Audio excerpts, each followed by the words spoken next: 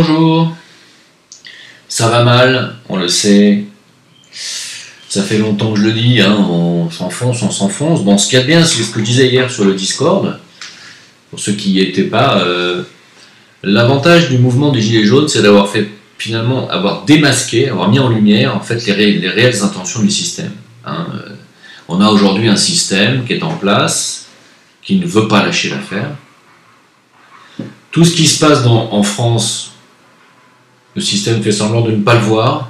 Par contre, s'il se passe la même chose à côté, en Algérie, au Venezuela, il le critique en disant qu'il faut que ces pays fassent preuve de démocratie, il faut que Maduro démissionne parce que son peuple est dans la rue, il faut que... Ils sont solidaires du fait que la police ait rejoint le peuple algérien. C'est sidérant. Et nous, on est dans un pays aujourd'hui dénoncé par l'ONU, la Cour européenne des droits de l'homme, comme un pays ayant une gouvernance beaucoup trop dictatoriale pour son propre peuple. On parle de la France, hein, on n'est pas en train de parler de la Russie, là. Et on a un système, un gouvernement, des médias qui font les aveugles et les sourds en disant il se passe rien en France, par contre chez les autres il se passe des trucs, le peuple est dans la rue, ça serait bien que le président démissionne. Mais c'est... Combien de temps ça va durer? En fait, en réalité, je pense que ils ont opté pour cette politique, parce que bien entendu, ils font exprès, hein, j'espère bien que vous ne pensez tout de même pas qu'ils ne voient pas ce qui se passe. Ils voient absolument tout ce qui se passe, et d'abord, non seulement ils le voient, mais ils l'anticipent. Hein. Ils envoient les troupes, ils envoient les flics aux endroits où ils savent qu'il va y avoir des manifestants, et ils envoient les flics avant que les manifestants arrivent pour leur dire que c'est une zone interdite, et pour pouvoir leur taper sur la gueule beaucoup plus allègrement. Donc bien entendu, que tout ceci est calculé, ils savent absolument tout ce qui se passe dans le moindre détail dans l'hexagone, mais ils ont choisi de faire la politique de l'autruche, clairement et simplement. En fait, je pense que c'est une politique où ils se disent faites comme si on ne les regardait pas, on fait comme si on continue, et on fait comme si on ne les voit pas, et si ça se trouve, ils ne vont pas nous voir. Voilà. Sauf que non, on vous voit. Hein. On vous voit.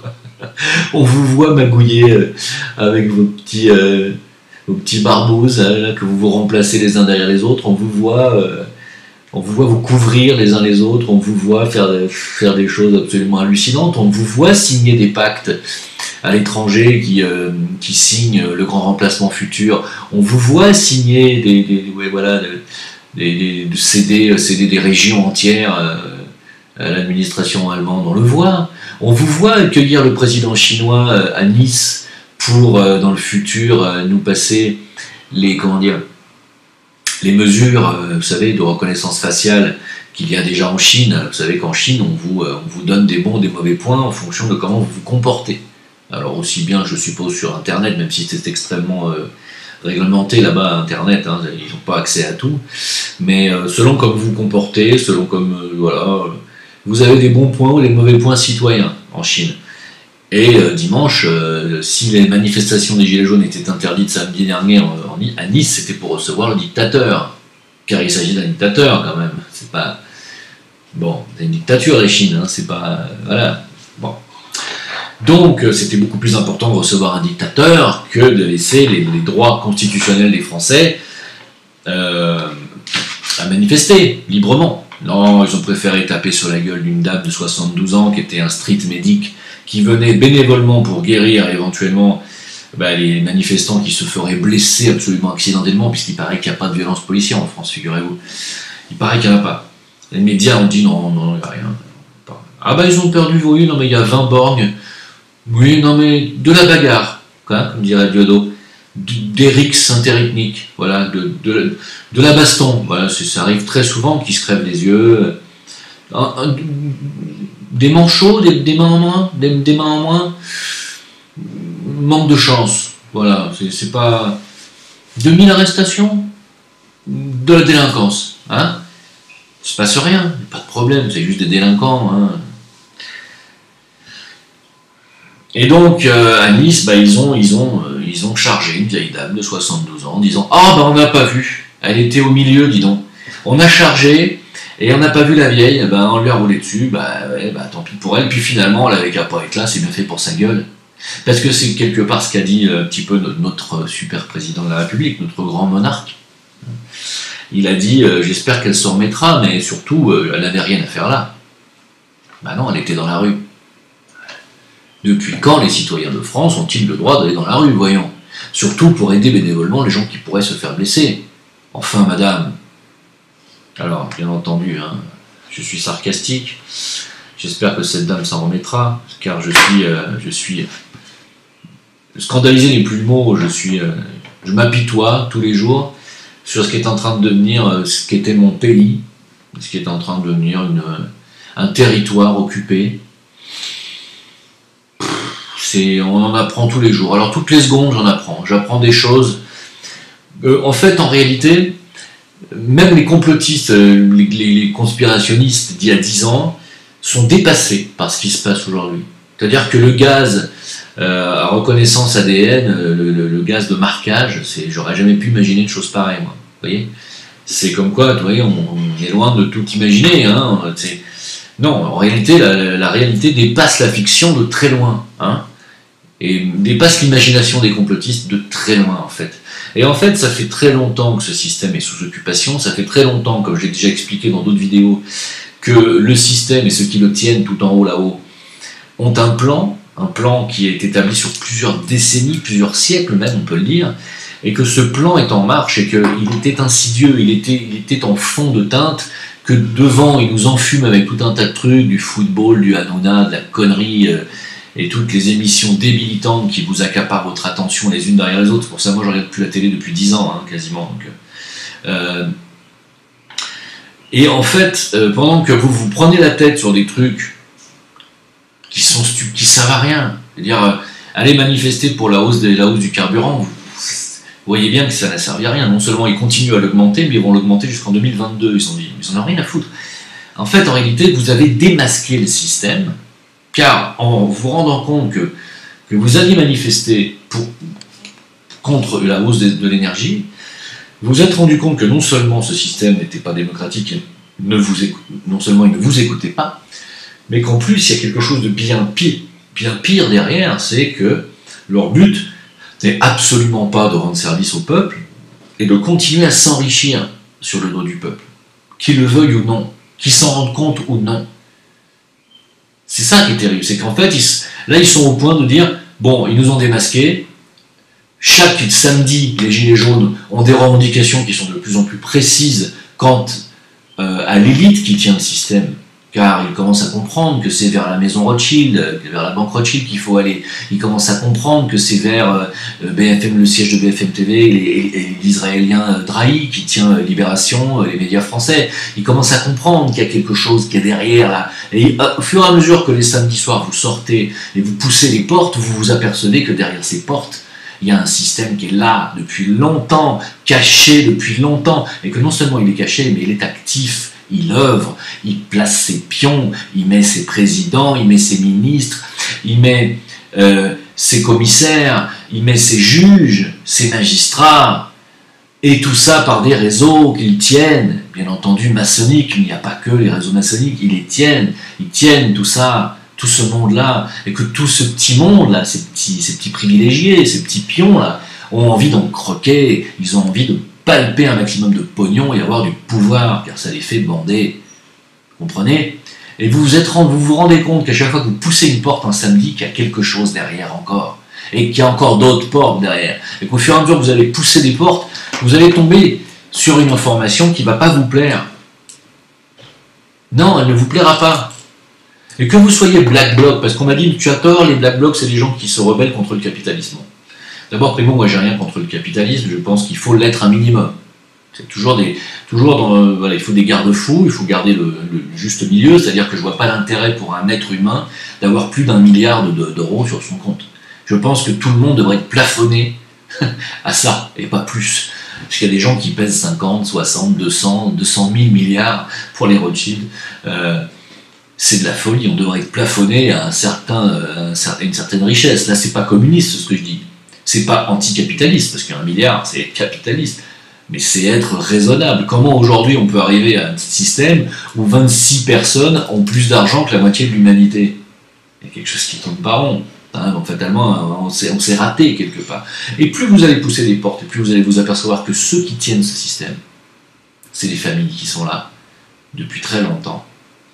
Et malheureusement, ces familles tiennent les présidents. Alors, nouvelle lunette, ne vous foutez pas de ma gueule, c'est tout ce que j'ai trouvé. Et que ces familles, en fait, tiennent les présidents, dont les présidents américains. Et les présidents américains, qu'est-ce qu'ils font comme conneries en ce moment? Bon, c'est pas parce que c'est Trump, hein. Ça aurait été Hillary Clinton, ça aurait été pareil. Ça aurait été Obama, ça aurait été pareil. Qu'est-ce qu'il a fait comme connerie récemment, notre cher ami Donald, hein, qui n'est pas un Mickey, mais qui se comporte tout comme. Qu'est-ce qu'il a fait? Il a donné le Golan, hein, à Israël. Il se fait pas chier, lui. Hein. Je t'emmerde pas. En fait, c'est pas de sa faute, en fait. Vous avez bien compris qu'il ne fait qu'obéir. Il ne fait qu'obéir à Netanyahou. Hein. Il ne fait qu'obéir au sionisme. Pourquoi? Parce qu'ils sont complètement soumis. Parce que c'est pas les républicains, c'est pas les démocrates qui dirigent aux États-Unis, c'est les PAC. Et les PAC, c'est l'équivalent du CRIF. Et je sais que ça dérange. Je sais que c'est considéré en France comme de l'antisémitisme. Je sais que ça, d'ailleurs, bientôt, ça va être la même chose outre-Atlantique, ça va être la même chose en Angleterre. On n'aura plus le droit de critiquer la mainmise sioniste dans le monde. On n'aura plus le droit. On nous traitera systématiquement d'antisémites. Sauf que on peut être sioniste et chrétien. Et ça ne peut pas être de l'antisémitisme à aucun moment, de condamner, de dénoncer un sioniste chrétien. Et c'est le cas de la majorité des chrétiens protestants, figurez-vous. Les protestants sont sionistes. Et Trump est un protestant sioniste. C'est pour ça qu'il lèche le fion allègrement, à grand coup de langue, à Netanyahou. Pourquoi? Parce que lui aussi est messianiste, et il est messianique. Il veut que le peuple juif revienne en Israël pour que le Messie revienne. Sauf que, bien entendu, le Messie des chrétiens protestants ne sera pas le même Messie que ce qu'attendent nos amis talmudistes. Ah non. Mais ça, je pense que les chrétiens protestants ne se posent pas la question. Pour eux, le Messie doit revenir, donc il faut aider Israël et le peuple juif à retourner en Israël. Voilà, pour eux, c'est ça. Sauf qu'ils ne comprennent pas que le Messie qu'attendent les Israéliens, les Juifs en tout cas, enfin les talmudistes, n'est pas le même Messie du tout que les protestants attendent. C'est pas Jésus. Hein. Ah non. Ah non, non, non, non. Et là, on a un souci de taille. Alors vous allez me dire, mais pourquoi tu reviens toujours à ça? Tu étais en train de parler des gilets jaunes et de la finance. Quel rapport avec Netanyahou, sionisme? Il y a quand même rien à voir. Eh si. Et c'est justement là où vous n'avez pas encore poussé toutes les portes. Alors je parle pas pour les gens qui m'écoutent habituellement, je parle pour les gilets jaunes qui éventuellement tomberaient sur mes vidéos. C'est que au fur et à mesure que vous allez découvrir ce qui se passe derrière, vous allez tomber sur ce que disent Pierre Hillard, sur ce que dit Ploncard-Dassac, sur ce que dit Soral, parce que c'est des gens qui ont tout compris. Et moi aussi.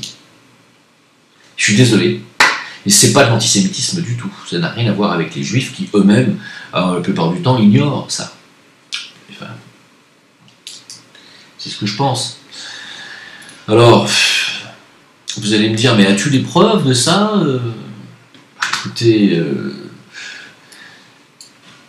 regardez ce qui s'est passé encore en Palestine. Bon, il y a eu une roquette palestinienne qui a frappé une maison au nord de Tel Aviv, il y a eu 5 blessés. La riposte d'Israël est fulgurante. Hein. Ils ont tué je ne sais plus combien de personnes, ils ont fait combien de blessés derrière en tirant avec leur armée sur une ville de civils. Et personne ne leur dit rien.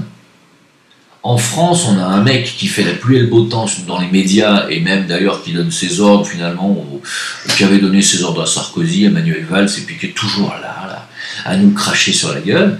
Il y a BHL, qui vient de déclarer ceux qui votent populistes, enfin c'est incroyable, écoutez bien, il a dit ceux qui votent populistes, c'est-à-dire, populiste c'est Marine Le Pen, éventuellement, je pense que ça devrait être Mélenchon, mais je ne pense pas. Donc je dirais plutôt Marine Le Pen, Dupont-Aignan, Asselineau, Philippot, on va dire populiste, c'est-à-dire les gens qui veulent que le peuple redevienne souverain, c'est-à-dire ceux qui veulent voter pour une vraie démocratie. Il a dit ceux qui votent populistes, il ne faut pas tenir compte de leur voix. Il a dit ça dans le journal L'Écho le 23 mars 2019.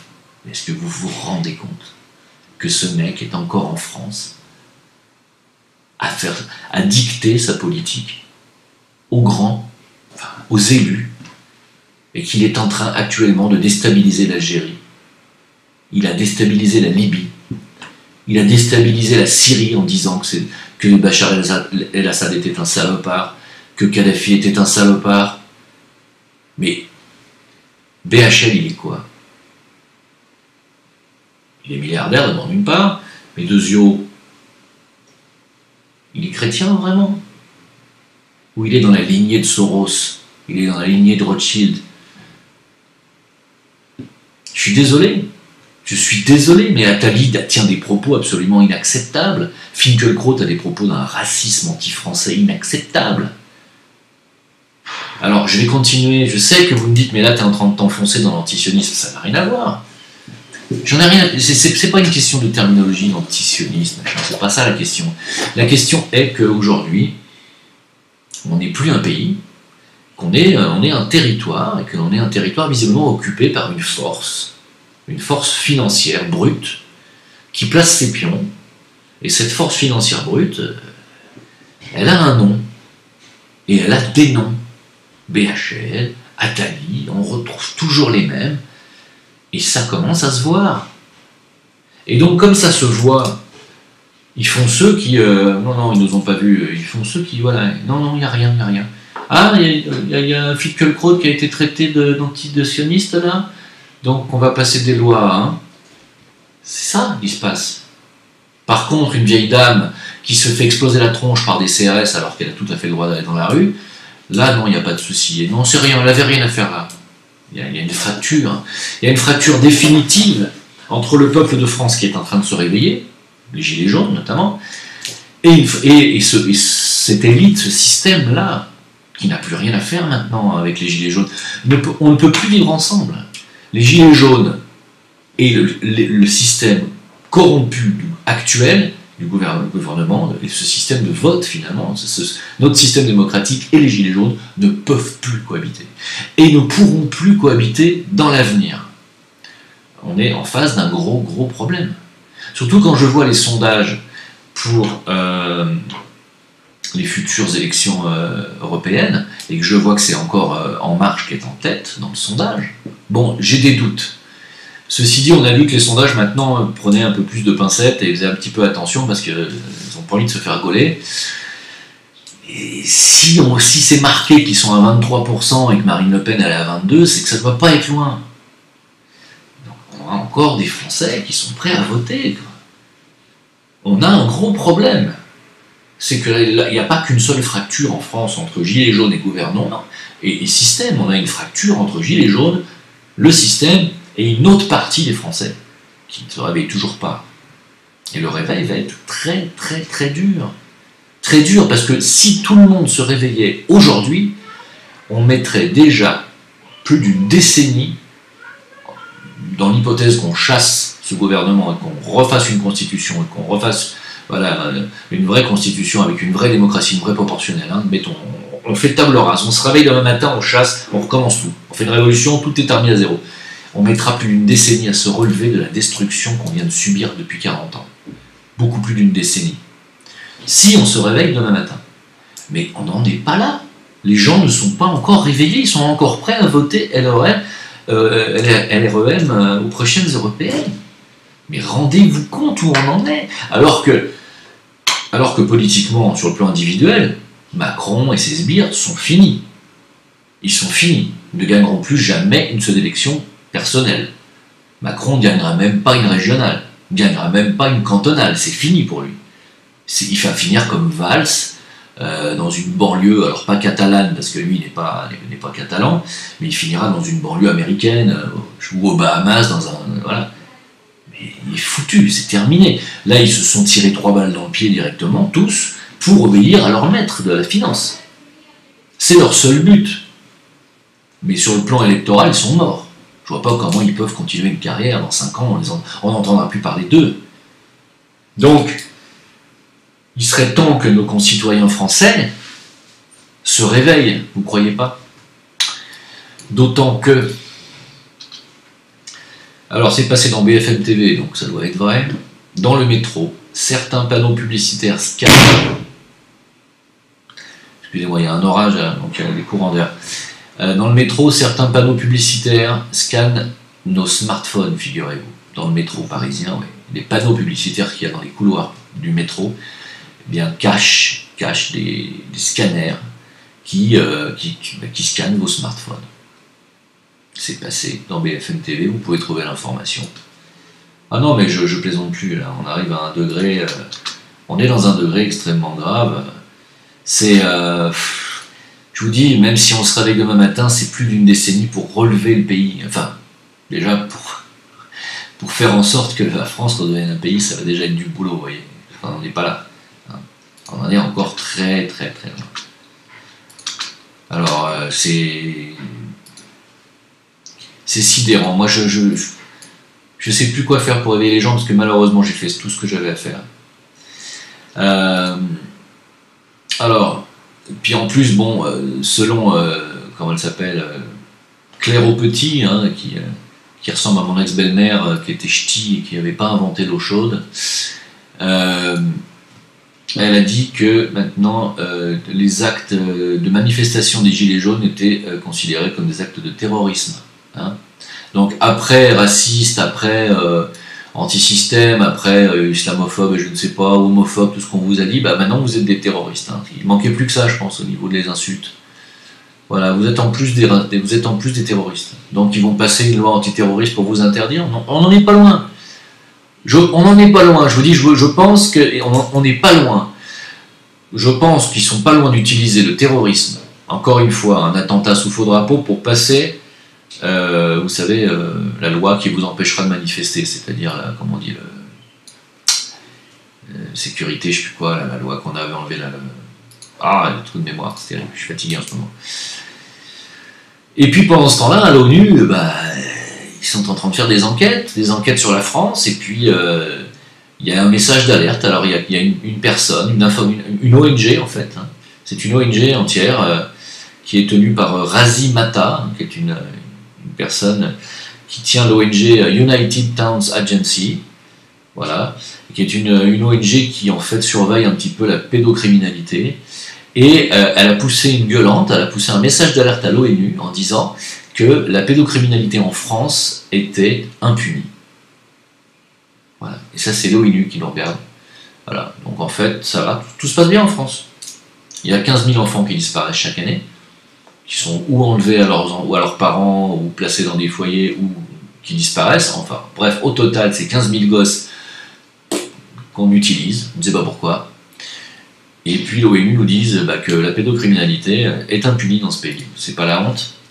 Si ça, c'est pas Ashuma, oui, je sais pas ce que c'est. Évidemment que nous sommes saignés à blanc par un système, comme vous le savez, qui utilise l'usure, hein, l'endettement. Je ne vais pas me répéter. Et tous les jours, la France se vide petit à petit, goutte à goutte, de son sang au rythme de 2700 € par seconde. 2700 € par seconde. Voilà, j'ai déjà tout dit, j'en ai déjà parlé dans mes anciennes vidéos. Et même en se réveillant demain matin, ça va mettre des décennies à se relever. Des décennies. Ce qui veut dire en clair que ce pays, qui n'en est plus un, la France, mon pays, ce territoire occupé aujourd'hui, n'a pas d'avenir immédiat. Il n'a pas un bel avenir. Il a un avenir, mais il n'a pas un bel avenir immédiat. Il peut avoir un avenir d'ici, à mon avis, d'ici une trentaine ou une cinquantaine d'années, mais dans les 30 années, là, d'ici à 30 ans, ce pays va passer un temps considérable à se relever, si on y arrive, hein. Et si les gens se réveillent à la réalité qu'on n'est aujourd'hui plus dans un pays. Ça va mettre un temps considérable. La destruction de la France est aujourd'hui quasiment terminée. Hein. Alors, quand j'entends un journaliste... Ce pouvoir est en train de mettre le feu à notre pays. J'écoute attentivement ce que vous dites, comme toujours. Pardon de vous dire ça de cette façon aussi familière, mais je vous en prie. Est-ce que vous n'en faites pas un peu trop? Mais la patrie n'est pas en danger. La patrie n'est pas en danger. Nous ne sommes pas au bord Vous connaissez cette du grand formule, soir et de la dictature. vous connaissez Ça m'a sidéré. Dire que la patrie n'était pas en danger. Mais on est complètement déconnecté. Mais les médias, je sais pas ce que vous buvez, ce que vous fumez, ce que vous prenez comme drogue, mais vous êtes totalement à la masse. Et ça se voit, quoi. Tout le monde vous voit mentir. Qu'est-ce que vous croyez? Quand on a un Yves Calvi qui déclare ça, quand on a un... comment il s'appelle? L'autre crétin, là... Bourdin, qui dit que... Comment? Il y aurait une élite du CAC 40 qui nous pillerait? On est atterrés. Je veux dire, c'est... Les mecs, ils font semblant d'être idiots, ou ils le sont vraiment? En tout cas, une chose est certaine, c'est qu'ils sont vendus. Et ça pose un problème dans un pays comme le nôtre. Hein? Bref, qu'est-ce que je pourrais vous dire d'autre? C'est tellement grave ce qui se passe que... Alors, bon, c'est certes... Pour moi, la gravité de la situation aujourd'hui, elle est en France, et elle est en Israël. Voilà. Enfin, elle est en Israël et aux alentours. C'est-à-dire le fait que Trump donne le plateau du Golan à Israël est extrêmement grave. C'est comme si Macron donnait l'Alsace-Lorraine à l'Allemagne. Ah merde, je suis con. Bon, enfin, vous voyez, c'est un truc de fou, quoi. En fait, pourquoi il donne le Golan? Parce qu'Israël a besoin d'une partie du territoire syrien pour faire son grand Israël. Regardez la carte du Grand Israël. Tapez sur Google Grand Israël, carte. Vous allez voir la carte du Grand Israël et vous allez voir les pays que ça contient, que Israël est censé contenir. C'est-à-dire la moitié de la Syrie, la moitié de l'Arabie Saoudite, la moitié du Sinaï. Voilà, c'est tout ça, le territoire du Grand Israël. Parce que pour l'instant, Israël n'a pas de frontières, figurez-vous. Hein? Donc, il a donné le plateau du Golan parce que ça fait partie de la carte et des conditions du retour du Messie pour les messianiques sionistes, talmudistes. Vous voyez? C'est pour ça qu'il a donné le Golan. C'est pas pour aller y planter des choux. C'est du désert. Hein. Mais il y en a besoin. Parce que sur le plan symbolique, ils ont besoin de ça pour le retour du Messie. Tout comme ils ont besoin de construire le troisième temple à la place de la mosquée Al-Aqsa. En ce moment, ils sont en train de tout faire pour dégager les musulmans de cette mosquée. Ils sont en train de tout faire pour dégager les églises et les prêtres de Jérusalem, car ça fait partie des conditions pour le retour du Messie, figurez-vous, du Mashiach. Pas le retour du Messie, mais l'arrivée de leur Messie. C'est-à-dire l'Antéchrist, c'est clair et net. On ne peut pas imaginer qu'un Messie puisse venir sur les cadavres des Palestiniens et des enfants qui étaient dans les hôpitaux en train de se faire soigner. Ça n'est pas crédible une seule seconde. Voilà. Donc pour moi, la gravité, elle est là, et elle est aussi au sein du gouvernement français qui continue, à travers leurs procureurs et à travers les forces de l'ordre, à mentir, à dire qu'il n'y avait pas eu de contact entre la police et la septagénaire qui a été blessée, et qu'il n'y a pas eu tir volontaire dans les yeux au flashball, etc. Ce sont des menteurs, et malheureusement, vous êtes des menteurs, et ça se voit, et aujourd'hui les gens le voient de plus en plus. Le fait que vous ayez fait ça à Nice, il y a tout un tas de gens que je connais qui sont de la région PACA et de la région niçoise, qui l'ont vu de leurs propres yeux, alors que ça fait 3 mois que je leur dis qu'il y a de la violence policière à Paris. Ils me disent mais tu dis n'importe quoi. Ils l'ont vu de leurs yeux, ils sont outrés. Tu me diras, ça était temps quand même. Et maintenant tout le monde le voit, que vous êtes simplement des dictateurs qui venaient piller la France et qui n'êtes là que pour une seule raison finalement, c'est vendre par petits bouts toutes les richesses françaises et du peuple français, comme les aéroports de Paris par exemple, les barrages électriques, et j'en passe, et tout ce que vous avez vendu, la Française des Jeux, et tout ce que vous nous piquez, tout ce que vous volez au peuple de France. Vous, les élus français, votre seul but est de vendre ça à vos amis milliardaires. Voilà, c'est tout, c'est votre unique but. La France, les Français, vous en avez rien à foutre, parce que la France, vous l'avez déjà coulée, elle n'existe déjà plus. C'est déjà plus un pays souverain, donc c'est plus un pays. Et le peuple de France est dans la rue, et vous n'en avez rien à secouer. On a compris qui vous êtes. Vous êtes démasqués. Voilà. Vous êtes démasqués.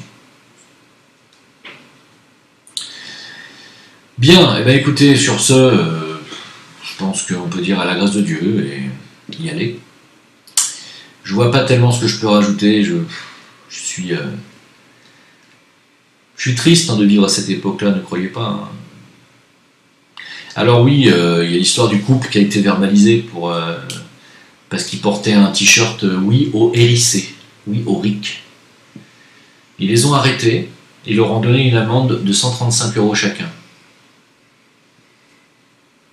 Alors heureusement ce couple, bien sûr, ne payera pas. Et j'espère qu'ils ne paieront pas.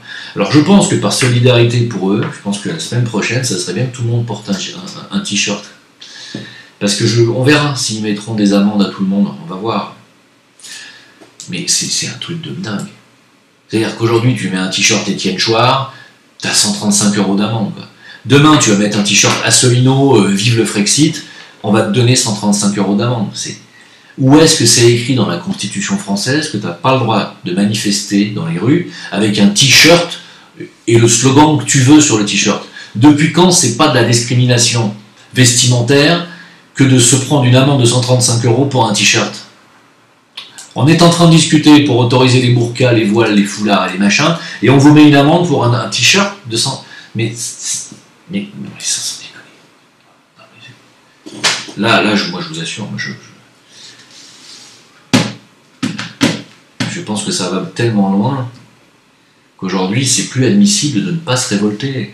Je suis beaucoup moins compatissant envers mes amis Facebook perso qui continuent à me tenir tête en disant que je dis des conneries, parce qu'ils savent pas que je suis Jim Leveilleur, ils savent pas que j'ai une activité YouTube depuis longtemps, que je suis un alerteur, etc. Et donc je dis rien, je mets des fois des posts comme ça, ils me disent mais tu délires, t'es dans le complotisme ou quoi? Aujourd'hui, je tolère plus, en fait. J'ai perdu ma patience et j'ai perdu. Alors donc j'ai viré quelques amis qui avaient plus de 10 ans d'amitié avec moi sur Facebook, je les ai dégagés. Parce que c'est plus admissible. On ne peut plus aujourd'hui attendre encore comme ça, les bras croisés, que les gens se réveillent gentiment. Non, c'est plus possible. Je peux pas concevoir ça. On est à l'ère d'Internet, on est à l'ère où tout le monde voit ce qui se passe. C'est inadmissible que les gens ne se rebellent pas contre ce système. Ça n'est plus admissible. Alors vous me dites, ouais, mais moi je me rebelle, je suis le seul dans ma famille, je me fais traiter. Mais envoyez les chier, putain. Envoyez les foutre. Dites-leur que c'est eux des débiles. Démontrez-leur par A plus B. C'est pas compliqué. Expliquez-leur le cursus des Rothschild depuis la Révolution française. Expliquez-leur qu'ils sont toujours là. Depuis la loi 73. Et qui sont encore là, à avoir placé Macron, entre autres, et qui sont à la City de Londres aussi, comment ils ont fait pour s'enrichir en Angleterre, avec Waterloo, comment ils ont fait pour spéculer sur la bataille de Waterloo, pour finalement rafler toute la bourse anglaise, londonienne. Expliquez-leur comment les Rothschild font pour avoir 250 000 milliards de dollars sur leur compte, en créant la Federal Bank américaine entre la guerre de 14 et 18. Comment ils ont surendetté les États-Unis, c'est comme ça qu'ils sont aujourd'hui multimilliardaires. Ils n'ont pas surendetté que les États-Unis, ils ont surendetté 195 pays du monde. Et on a, à la tête de notre pays, un mec qui est un de leurs agents. Ça va durer combien de temps? Ceux qui ne se réveillent pas, envoyez les foutre. Si vous avez un petit peu de force intérieure et que vous avez foi en vous, en vos convictions, en ce que vous avez compris, vous devez taper du poing sur la table et dire vous êtes une bande de débiles, vous êtes ma famille, je vous aime, mais vous êtes des débiles. Aujourd'hui, vous n'avez plus le droit d'être des débiles. On est à une époque où si on ne se réveille pas, un matin, vous allez vous retrouver dans votre jardin une quinzaine de migrants qui viendront s'installer chez vous, et on vous dira aujourd'hui, c'est même pas si on vous laissera continuer à parler le français en réalité, hein. Et ça sera qu'un début, c'est rien ça. Vous finirez en esclavage. Bref, faites comme vous voulez. Je vous remercie de m'avoir écouté. Oui, non, c'est pas un coup de gueule, c'est que je dis qu'aujourd'hui, il faut que ça change. Il faut que ça change. Voilà. Alors continuez les gilets jaunes à manifester pacifiquement tant que vous allez être selon BFM TV, entre 4 et 5 à manifester. Sur d'autres médias, vous êtes entre 10 et 30 000. En vérité, vous êtes entre 2 et 300 000. Hein. On a des yeux, on voit le nombre de personnes qu'il y a dans les villes de France. Évidemment, il y en a eu un peu moins, parce que depuis qu'ils envoient l'armée, ils ont un peu la trouille. Depuis qu'ils voient qu'ils tirent sur les vieilles, évidemment, il y en a qui sortent plus. Hein, ça c'est normal, mais c'est pas parce que les gens ne soutiennent plus les gilets jaunes qu'il y a moins de monde. C'est parce qu'ils ont la trouille de se faire éclater, ou de finir en tôle, ou d'avoir une amende énorme. Ils ont plus envie. Face à la dictature, c'est sûr que... Mais si demain, il y a 10 millions de personnes dans les rues, cette façon de manifester fonctionnera. Mais ceci dit, je vais vous dire honnêtement, on est en guerre, maintenant. Ce système nous a déclaré la guerre, physiquement, avec leurs forces de l'ordre, qui ne sont plus nos amis. C'est clair. Hein. Donc, il va falloir friter, il va falloir se battre. Moi, je vois pas comment on peut chasser une élite aussi puissante, financièrement, militairement, et avec tous les réseaux, elle tient tout, la police, machin tout. Je vois pas comment on peut chasser une élite pareille sans se battre. J'y crois pas. Parce que même démocratiquement, étant donné que la majorité des gens qui aujourd'hui se réveillent à ce que je suis en train d'expliquer, ne veulent plus voter, disent qu'il faut s'abstenir, on est mort. Parce qu'en fait, plus vous allez vous abstenir, et plus les seuls qui vont voter vont continuer à mettre leur pion en place. Et les seuls qui votent, c'est les crétins qui votent pour Macron. Je vous remercie de m'avoir écouté. On se retrouve sur VK, Facebook, à Jim Leveilleur toujours. Hein. Plus que jamais sur VK d'ailleurs, car Facebook j'y vais de moins en moins, je poste de moins en moins sur ma page, je sais très bien qu'ils vont me la fermer tôt ou tard, je sais très bien que Facebook est un outil de surveillance de tous les gouvernements, hein. Donc si vous voulez savoir exactement ce que vous faites, ce que vous pensez, continuez à rester sur Facebook. Si vous préférez ne pas être surveillé par la NSA, allez sur VK, qui est le Facebook russe, qui est en français, je tiens quand même à le rappeler. Je vous conseille d'aller sur VK, la lettre V, la lettre K, VK. Créez un compte et allez là-bas et rejoignez-nous, on y est déjà tous. C'est là qu'il faut aller, c'est une évidence. Et ensuite, on bifurquera sur la blockchain. Je vais faire un tuto, je vais le faire. Et voilà, donc n'oubliez pas que ma chaîne est également sur Dailymotion, vous pouvez y aller aussi. Toutes mes vidéos sont sur Dailymotion maintenant, à la chaîne Le Veilleur non silencieux. Sinon, vous pouvez continuer à me suivre sur cette chaîne. Je vous remercie de m'avoir écouté, merci pour les tipeurs, et puis à très bientôt, on lâche rien. Au revoir.